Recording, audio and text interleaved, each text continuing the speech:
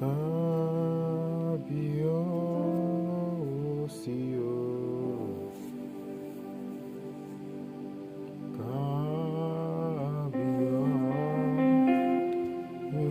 o. You are the God above all the earth. Kábíyèsí o, kábíyèsí. Oh Jesus, oh Jesus, you are the God above all the earth. There is none to compare to you. You are the Ebujeje arúgbó ọjọ́, kìnìún ẹ̀yà Júdà, ògbòjìlé Jésè, ògbórí ọmọ tuntun jáde lábẹ́lábẹ́. The God who is, who was, and who is to come. The God unchangeable changer, unbreakable breaker, unstoppable stopper. The God who is, who was, and who is to come. The greatest antiquity. We come before you, the Lamb of God. We worship you, Lord. Thank you, Abba Father. Thank you in Jesus' name. So we've come today again into the presence of the Lord. We've come to share His word according to how He has bidden us. We've come to share His message according to how He has ordered us to. And I pray, Lord, that every listeners who are listening to this word, that your life will never remain the same again. You will keep moving at the point of heaven's time in Jesus' name. The heaven's time,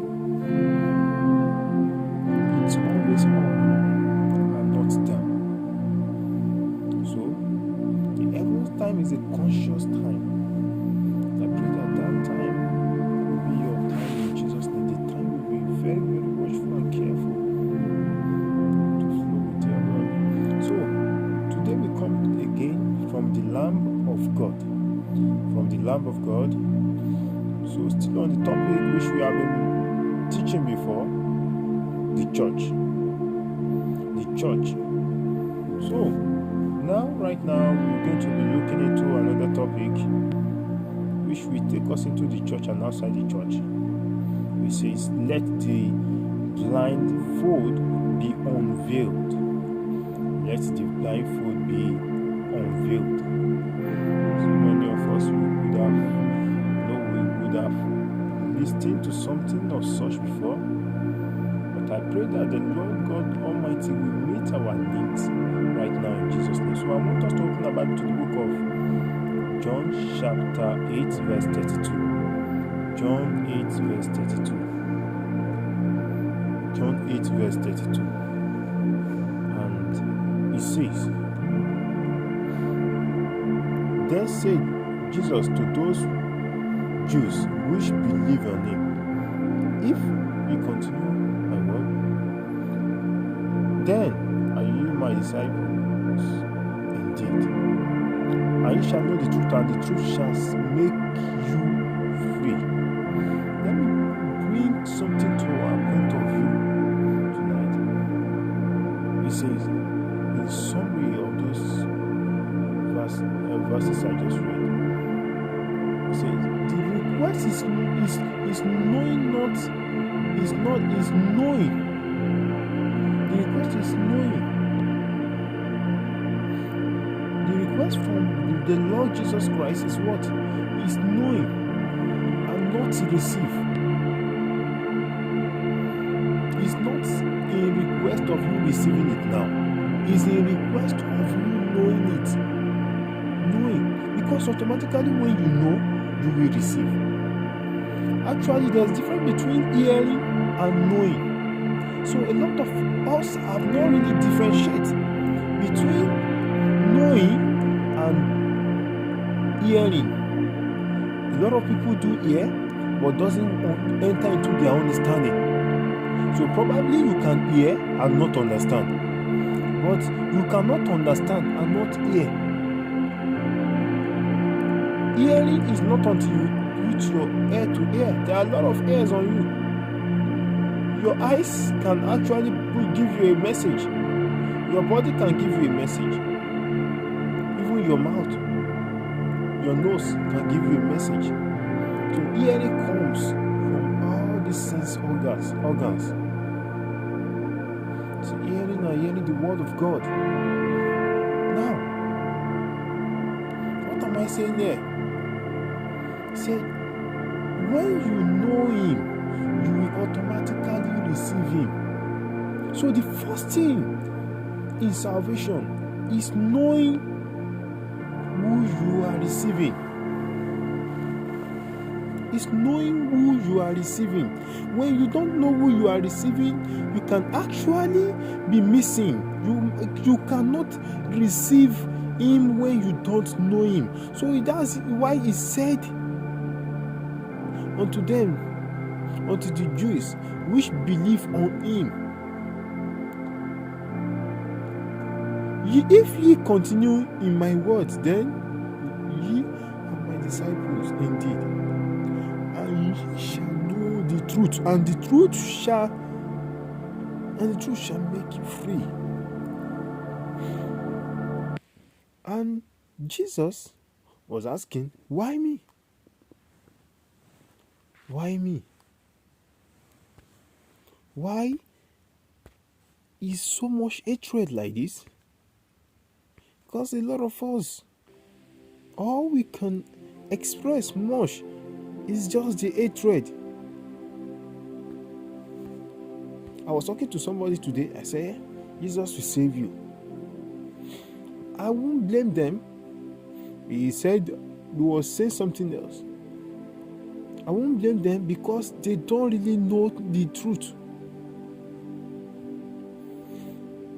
And the revelation of the truth, it is to who it is given.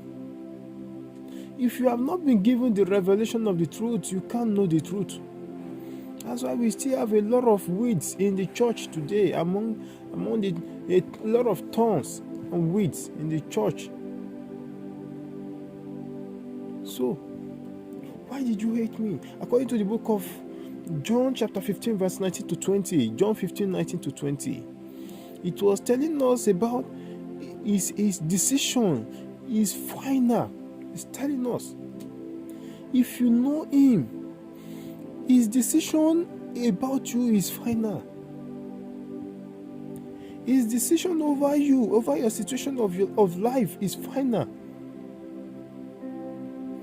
After he said, if ye were of the world will love his own.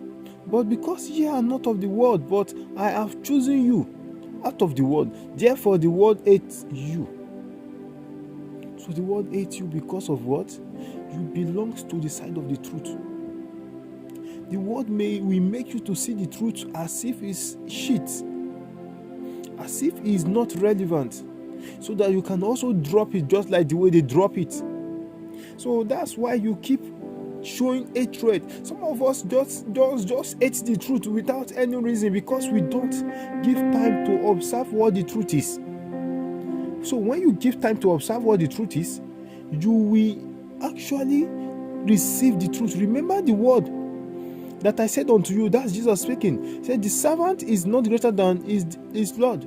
If they have persecuted me, they will also persecute you. If they have kept my saying, they will keep yours also. So the world is not keeping his words, all because of what? All because they've not know him yet. So they can't actually keep your words as well, because they don't really know who your Father is. So the assignment here now is not just for you to only go around and be telling the world about your Father. It is for you to go by on your knees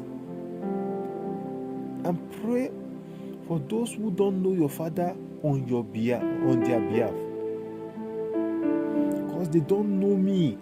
That's what Jesus is saying in 1 John chapter 3 verse 1. 1 John 3 verse 1. Behold, what manner of love that the love the Father has bestowed upon us, that we should be called the sons of God. Therefore, the world knoweth us not, because it knew him not. I don't know if you understand. He bestowed that love over us so much that the world look at us and hate us, so that we can also reject the love given unto us by the Father. You cannot be loved by your Father and be expecting friendship from people and from your members, because all they know how valuable the love of your Father is, and for him to give it to you, they know it's a invalued thing. It's very, very invalued. That means it has no price. That's why the world decides to hate you. If you also check in that book of John chapter 15, John chapter 15, verse 21. But all these things will they do unto you for my name's sake, because they know not him that sent me. He's still talking about the knowing. So I want you to understand this thing, how important the knowing is. Because a lot of believers don't even know who they believe in. A lot of believers are just I'm also doing them, join people just to have a good record and a good name, not because of the fact that of the truth that they know who they are really serving. How much more do you know who you are serving?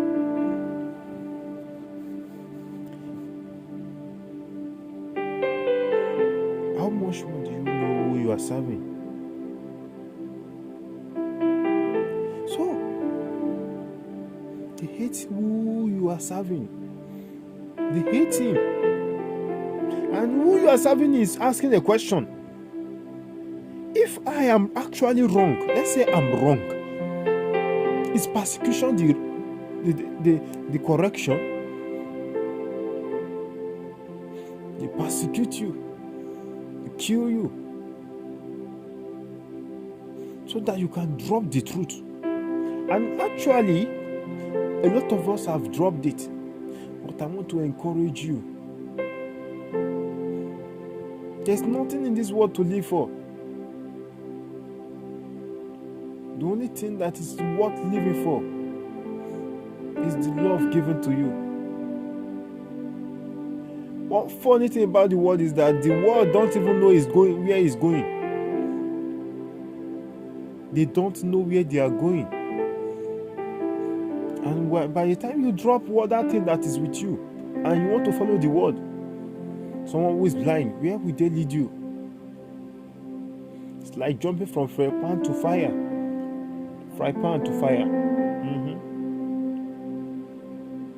So, why the killing? Is killing the solution? You should understand this thing. It's a tactics. Nobody will ever know the truth and persecute the truth. But you know one thing funny about the world is that they will still come to the knowledge of the truth.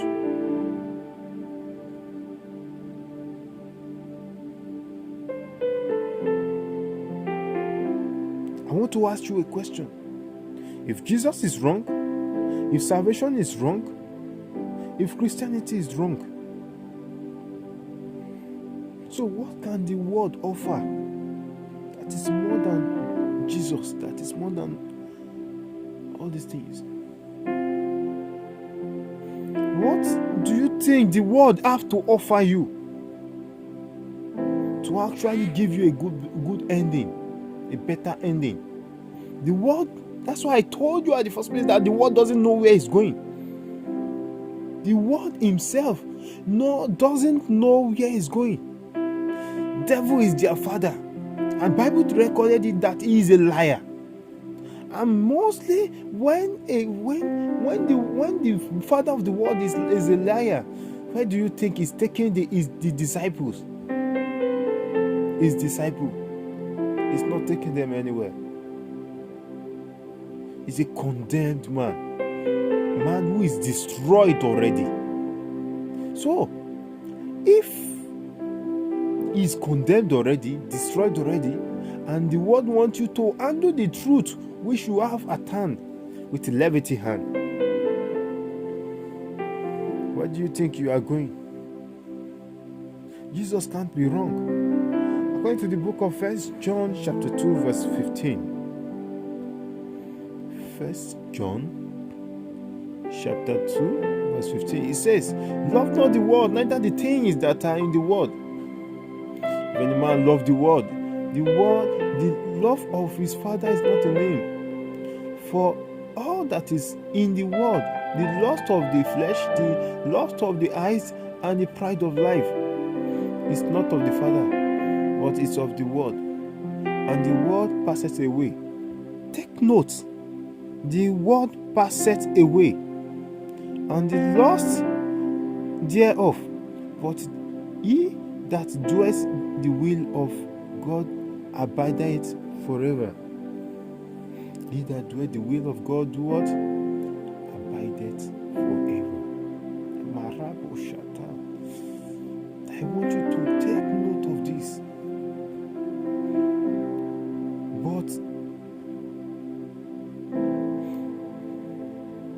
for all that is in the world, the lust of eye, take care of your eye.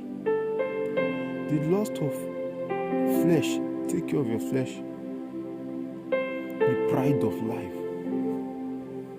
take care of the things that look like an idol to you. Take care of the things that look like without them you can't survive. Take care of the things that look as if they are more important to you even than your life. Take care of the things that has taken the place of God in your heart. Take care of the things that you can't do without. Take care of those things. Take care of them. You can claim your life coming. One truth I want to tell you now is that there is a life coming for you. The world can actually take them. But he that doeth the will of God abideth forever. Who do you actually call God? Actually, every creature, when you call God, they understand that, okay, it's the man upstairs there. It's the man who is far away from them, to the unbeliever. But to the believer, their creator, the soon coming God. So, but most of us do not accept him. We don't accept this man. We don't even know him. Talk less of accepting him. We are still far away. Jesus is in Nigeria, and you are still in US, United Kingdom, United States. Jesus is far away from you. And how do you notice Jesus is far away from you? All of his will, all of his bidding, all of his command, he has commanded you. You still find yourself not doing any one of them. You still find yourself not doing the right thing. Even when your heart prick you, even when your conscience still prick you that you are not doing the right thing, but you still find yourself not doing the right thing and you are not praying to actually do the right thing. Some of us that even call ourselves child of God. Child of God. Still find ourselves not doing the right thing. Jesus to the unbeliever is an entity.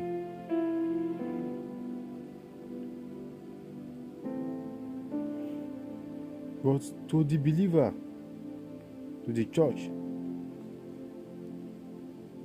is life, is love. According to that book of John, chapter 3, verse 18, it says, "For God so loved the world that he gave his only begotten Son, that whosoever believeth in him shall not perish, but have everlasting life." He said, "For God so loved the world." He doesn't just love the world. He now wants to prove that I so much love you. He gave his Son. How many of you can actually give birth to one son and also use the son as a sacrifice? But the level at which he shows his love, he has proven it. But you have heard of it, but you don't accept it. You've heard of it, but you don't know it yet. You don't decide. You don't create a chance of knowing it, the truth that he has sacrificed his Son, just for your salvation, just for you to be healed, just for you to have your way, have the right place in him, just for you to have all these things. You make a decision in your heart. If Jesus is the proof of love of God, how is it a bad idea? If Jesus is actually the proof of love of God towards your life, I'm not pleading on behalf of Jesus to you, but I just want you to sit down and think. If this man was actually sent, if he's actually the proof of the love of the Father to my life, is it actually a bad idea, or the rightful idea of a man who actually loved me and also to bring me close?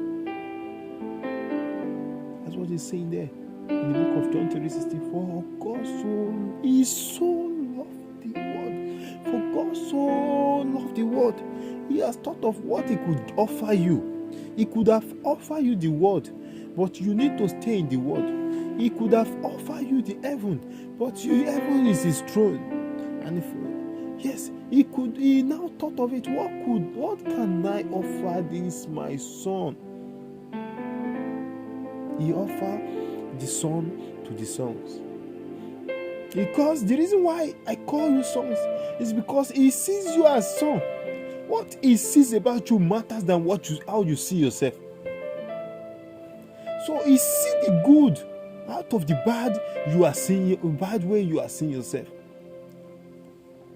You have actually seen yourself bad. That's why you think you don't deserve him. Sometimes, some of us. But he's telling us that you deserve better.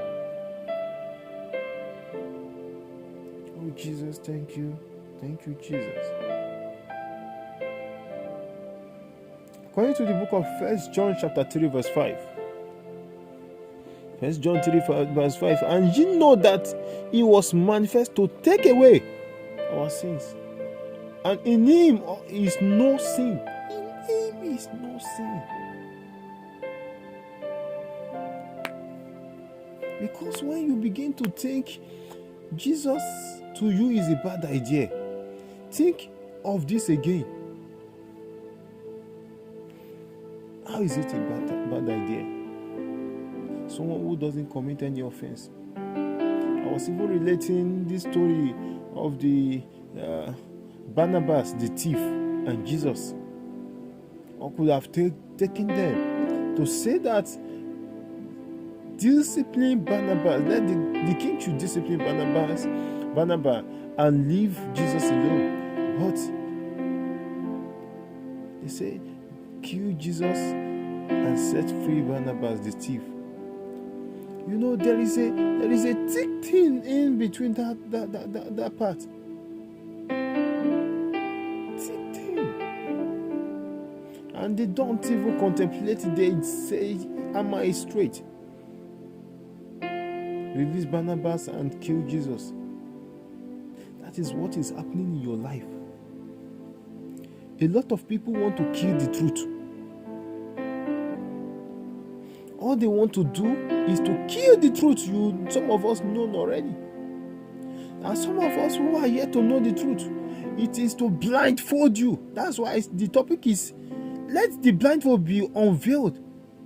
it is to blindfold you. I pray that if you have been blinded by the word, that your eyes will be open right now in the mighty name of Jesus. According to the first book of 2 Corinthians chapter 5 verse 21. 2 Corinthians 5:21. For he hath made him to be sin.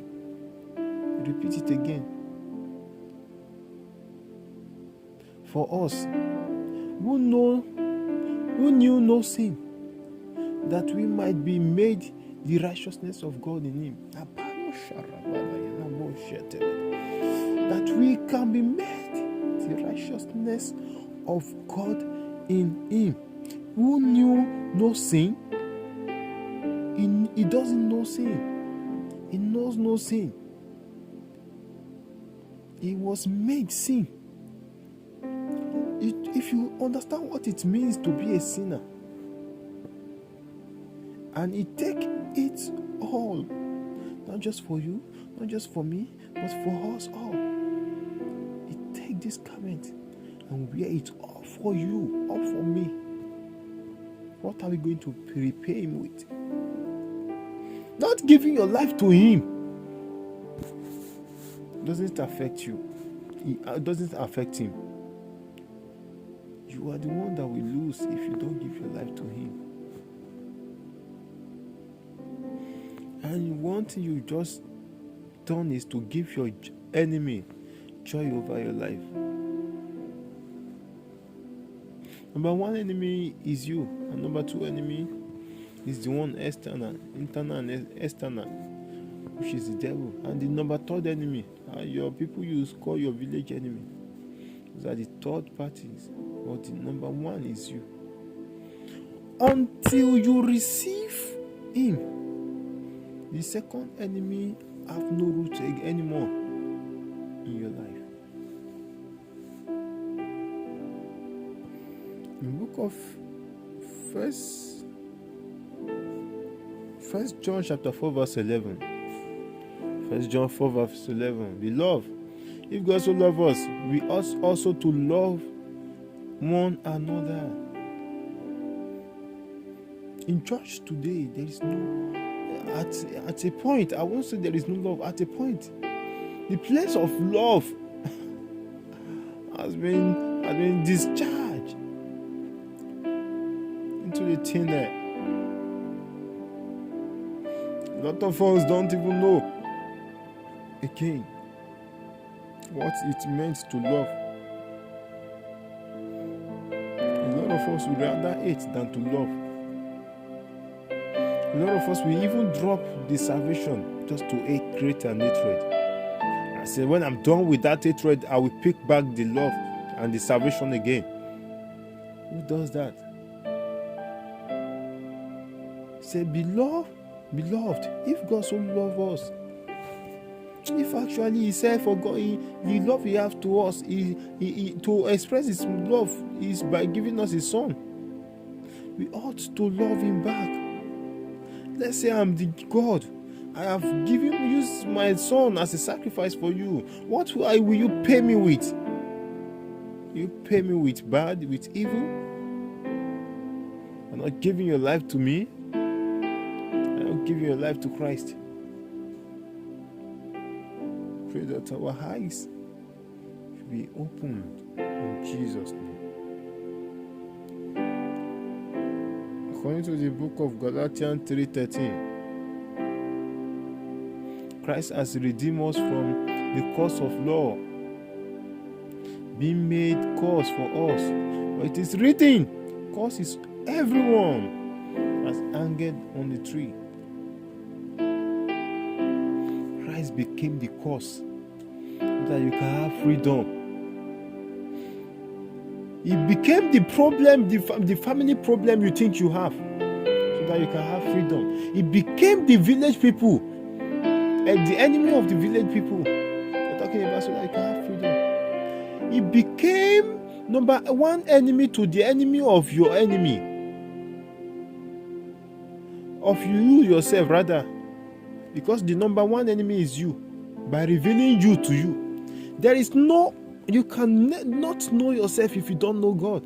Because in you there is a billions of secrets that has not been revealed. That's why a lot of preachers said the grave is the richest place, because there are some personalities, there are some books, there are some things about you that has not been revealed unto you. If they are being revealed unto you, you will stop staying where you are.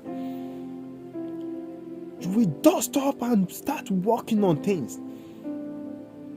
But the number one enemy of yourself is which is you. We not want you to wake. We not want you to do anything. Just sit down and be observing. That's why a lot of us who feel incapacitated by the environment which we find ourselves, by the time we get to an environment whereby we can explore, we can do more, we begin to function like a grazing grace. So, what am I saying? He will reveal yourself unto you. He said, Christ has been made curse so that you can be made free. Allah, thank you, Abba Father. Thank you, Jesus. I thank you, Jesus. He was made curse so that you can be set free.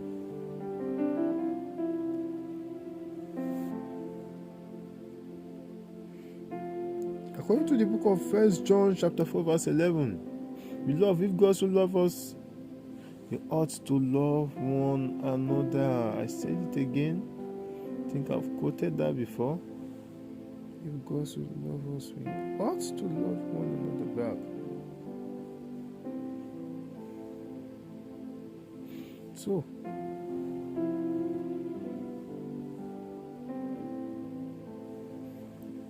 we need to love one another back. Let's create that love for one another back.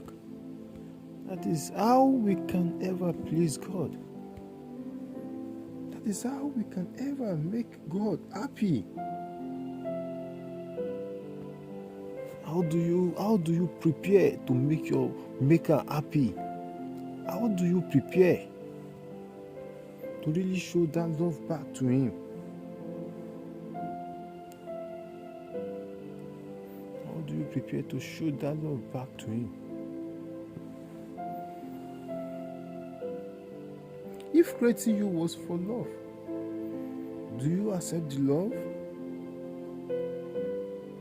You need to ask yourself, do I actually accept the love? If he created you for love, do you actually accept that the fact that he didn't just create you? God didn't create you because there was no human being on earth. I want you to understand that Adam was not the first man on earth.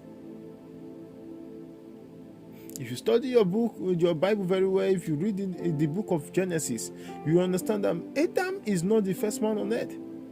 So creating man wasn't the issue of God.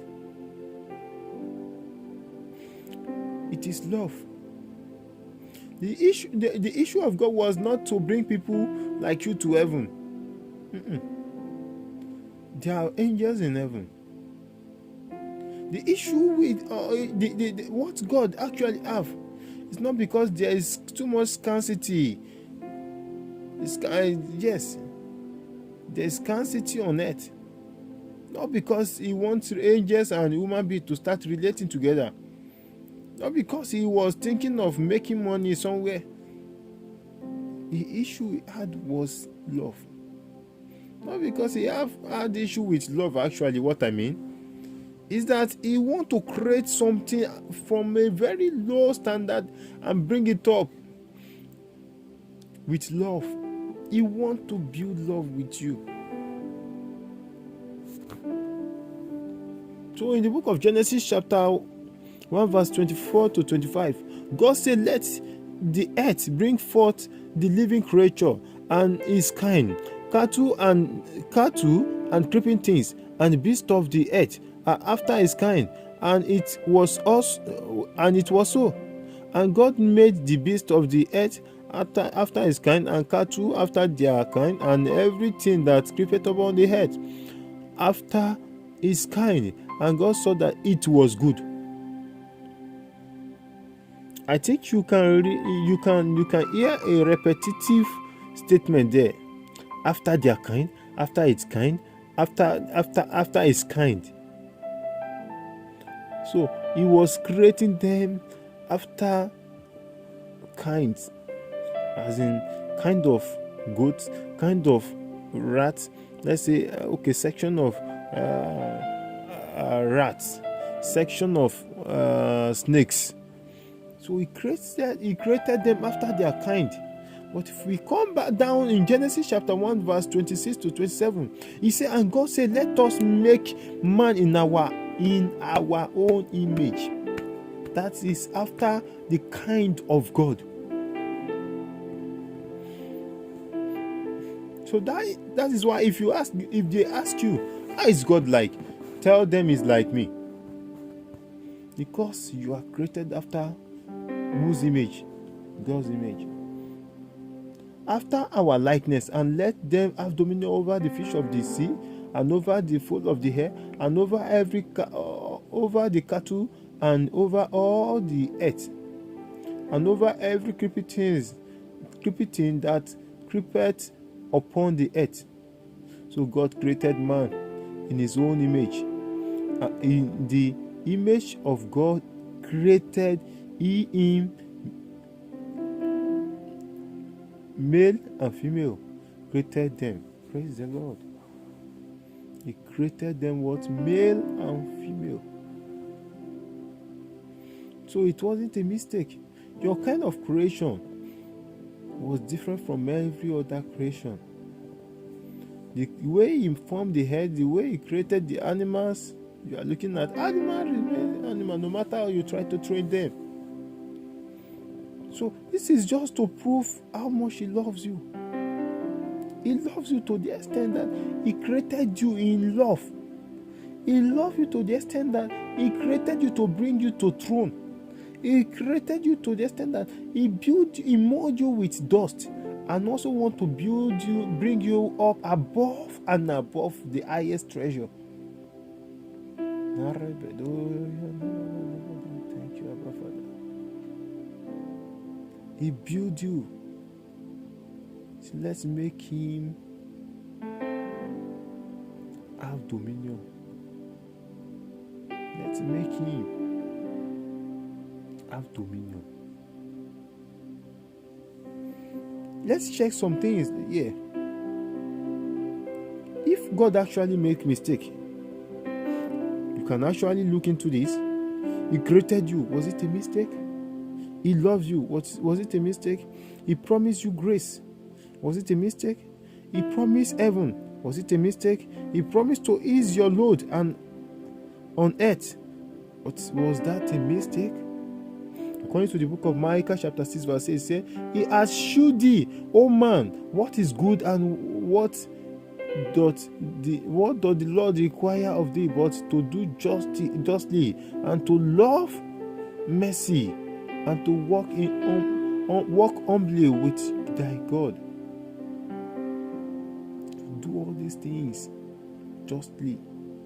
He said to love mercy. And I feel that we understand this. And I feel that we walk and do according to what has been required of us. And I pray, Lord, that our life will not remain the same. So if we look into this, that book of 1 John chapter 4 verse 9, 1 John, in this was manifest the love of God towards us, because that God sent his only begotten Son into the world, that we might live through him. He sent his only begotten Son that we might live through him.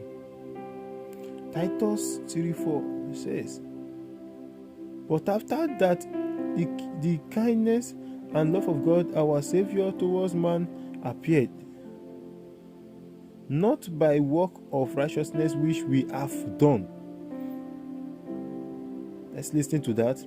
But according to, not by the work of righteousness which we have done, but according to his mercy, He saved us by the washing of regeneration and renewing of Holy Ghost.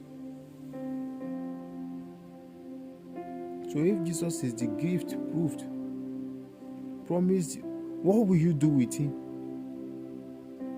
What will you use him for? You call him with your mouth, but you do not believe in him. A lot of us, when we want to enter into one danger, we shout, Jesus! As if we believe in their name we call. A lot of us actually believe. A lot of us actually don't believe, but they know it's a saving name. You know, when they call that name will rescue them. The name of Jesus. Matthew 15:8. So these people drew nigh unto me with their mouth and honored me with their lips, but their heart is far from me. That's just the thing. We've not actually ironed that truth out.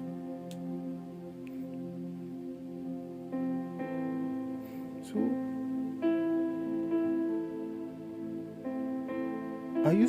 is your heart still shifted away?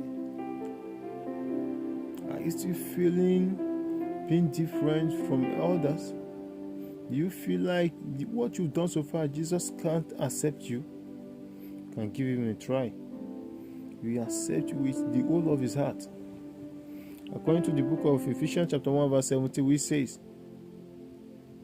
Ephesians 1:17.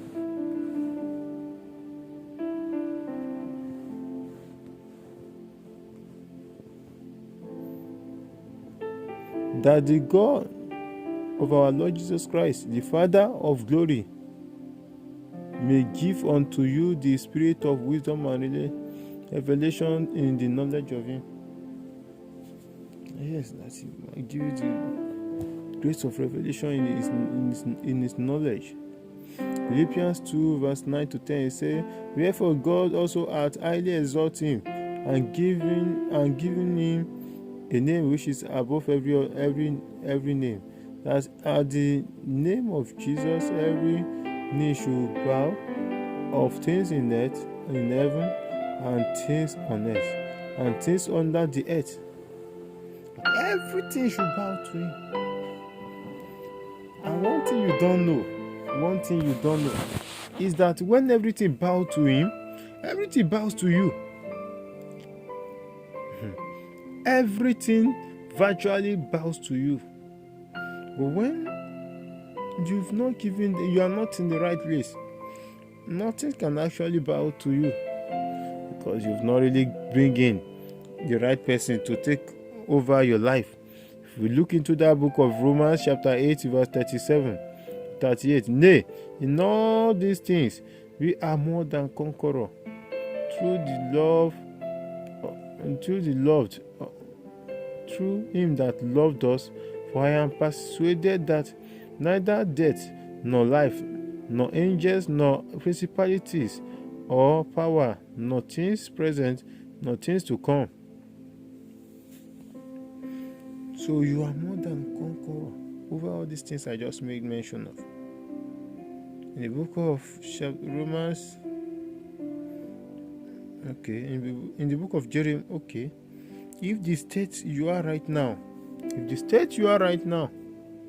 you feel you want to help God, you want to assist him, God, I want you to come down from that state. You can't help God. You can actually work for him. You cannot help him. You can work for him. So Jeremiah 29 verse 11 says, for I know the thoughts that I have towards you, said the Lord, thought of peace and not of evil, to give you an expected end. They have the thought of peace with you, not of evil, to give you an expected end. Matthew 13 verse 15 to 16 say, for this power, but these people heart is wax gross, and their eyes are dull of hearing, and their eyes Their ears are dull of hearing, and their eyes they have closed. Lest a man, lest